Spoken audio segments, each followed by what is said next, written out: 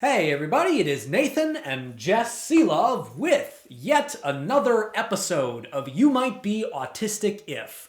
So Jess, tell us why we do You Might Be Autistic If. Because it's a chance for people who view this channel and to comment on your videos to commiserate about stories over autism and to sometimes poke fun and sometimes just celebrate autism. Yeah, exactly. So we hope that we are both entertaining and relatable. These are all audience-submitted You Might Be Autistic If statements. Now, standard disclaimers.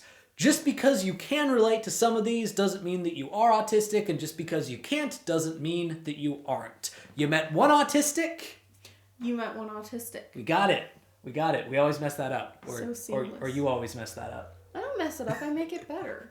And another disclaimer, if we mispronounce anybody's name, we apologize for that. Please leave a comment down below and tell us what the phonetic pronunciation of said tag, username, handle is. So, Jess, you ready to get started? I'm so ready. Faith Midnight says, you might be autistic if you color code everything. Nathan, do you color code everything? No, I don't. But that could be because I'm also colorblind. Intersectionality. Yeah.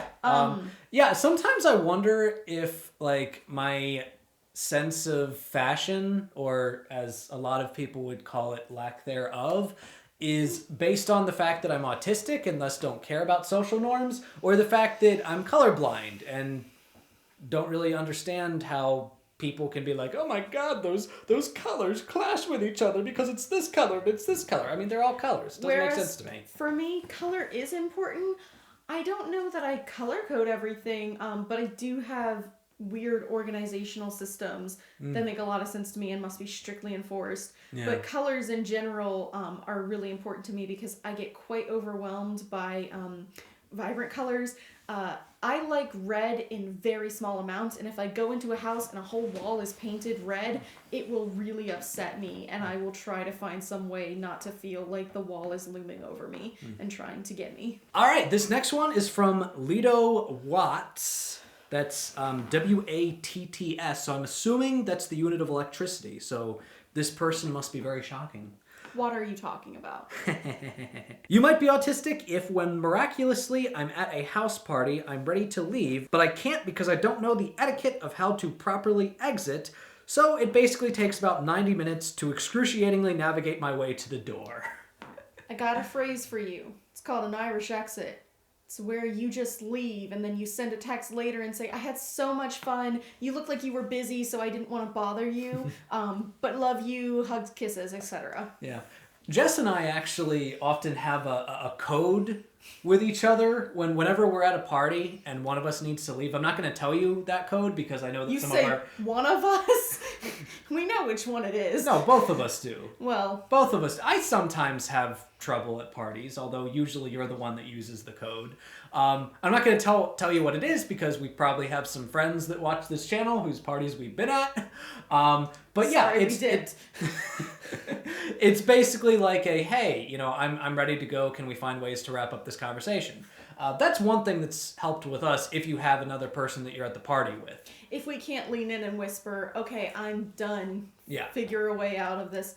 But otherwise, especially, I guess I would say with the caveat of, if it's maybe close folks, like friends or family who know you and know that you're on the spectrum, you could say, I find it really difficult to navigate saying goodbye. It can get overwhelming. So I probably am just going to leave when I'm ready, but I'll send you a text so that you know, and please don't take it personally. If it's a little bit more distant, like it's an acquaintance or it's somebody else's party and you don't really know them that well, then I think it's appropriate to just go up to the host and say, thank you so much for inviting me. I really have to be going now, but I really appreciate it. And if they say, oh, well, you have to say goodbye to everyone, just say, oh gosh, I really don't have time. I'm running late.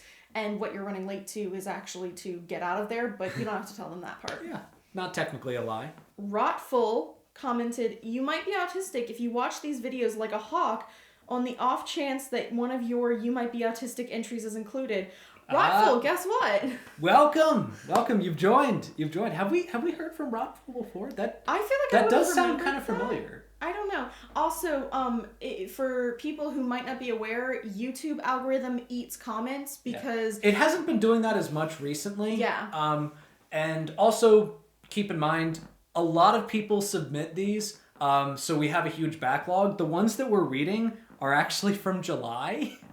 Oh gosh. So we might take a while to read yours. That doesn't mean you shouldn't submit them, because the more that we have, the more we can do these videos. So it's kind of nice to be able to do these videos anytime we want to, because we have so many. Mm-hmm. But yeah, if for some reason you really feel like we're ignoring your comments, we're probably not. It's either in a backlog, or it could be that YouTube has taken it away, in which case you might see it on the video. If you go to look, I'll notice that it'll say something like 8 comments after you've just posted a video. It'll probably still get sent. Won't be there. I do have it set up so it should get sent to my email, but sometimes things happen. But regardless, though, huge shout out to you, Rodful. Thank you so much for commenting. This next one is from Autistic Kaylin. You might be autistic if you watch this channel. Yes. That's true, you might be. You very well might be. I watch your channel sometimes. Oh, you watch my channel? There's a very strong possibility that might make you autistic. The channel made me autistic? Yeah, the channel make you autistic. It's just as valid as saying vaccines did it, so... Yeah. Just as scientifically accurate. Don't let your kids watch my channel. I will make them autistic. Or do let them. Autistic kids are great. Side note, that was sarcasm. I apologize if it wasn't clear. Yeah, all of that was a joke. We are very anti-vax. Yes. Vaccines don't cause autism, and neither does this channel. At least I don't think. It'd be really cool if it did. Amanda Caesar says, you might be autistic if you have perfect answers for conversations in English because you're obsessed with languages and watched every movie and TV show you like in English but can't have a conversation in your native language because you haven't scripted what to say. Interesting. So I'm assuming Amanda is not English is not Amanda's first language. Yeah. So cool. Good for you for knowing more than one language. That's awesome. And also... at least I script a lot of things for kind of work responses, so it's not quite the same thing, but I have different modes. So if I'm at work and something comes up, I already have a sort of bank of scripts that I can use and navigate, and I do it just fine. But then when I'm off, I completely trip over myself. This next one is from Carolyn Rollinghoff. You might be autistic if you see something and then say what the thing is out loud. Oh, my grandpa used to do that all the time on car trips. He'd be like, oh, they're selling this at Mickey's, or like, although... What's that? I don't know that my grandpa was autistic. What's that Josie and the Pussycats line that you keep quoting? Oh my god, it's Les from Du Jour! Think she might have been autistic?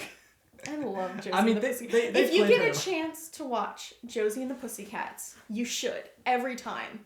Yeah. No, I definitely do that sometimes. I've been called Captain Obvious. Oh, it's the movie, by the way, the early aughts movie. Yeah.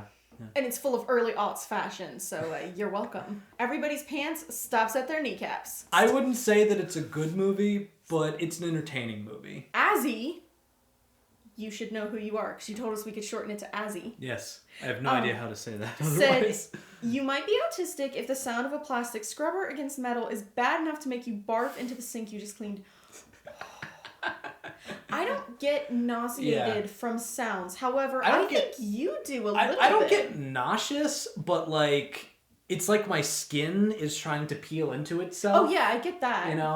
And we have different triggers for that, because he does not like any kind of scraping. I can't... Yeah. Cover your ears, dear. I can't file my nails around him. Yeah. And I have different things, like sharp noises, high-pitched noises really bother me. So when he's editing and he's dragging the slider because he can hear things... Oh, it's so bad. Yeah. Also, dog barks. That's why I'm very glad that Blake is such a quiet dog, because dog barks are Whitney terrible. Houston. Whitney Houston. I can't... You know what? I will say, I can't do it. Yeah. Dolly Parton is as high as I go. Which is fine, because all you need is Dolly Parton.